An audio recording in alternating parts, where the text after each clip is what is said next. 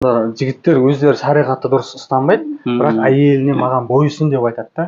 Сол кезде тағы да айтады, сен маған уағыз айтпай ақ қой деп айтады. Сен өзің Аллаға бойсынбайсың, сен өзің көркем маған жақсы қарамай жатсың, өзің ақыңды орындамай жатсың деп әйелдер қарсы шығады.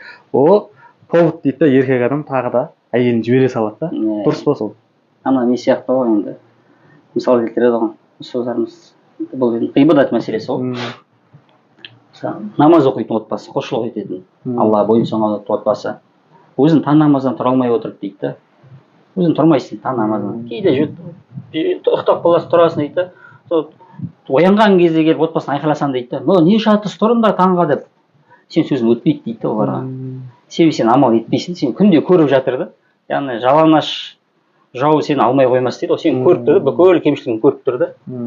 Ал сен өзің таң намаздан тұрып жүріп, сен даже қазақ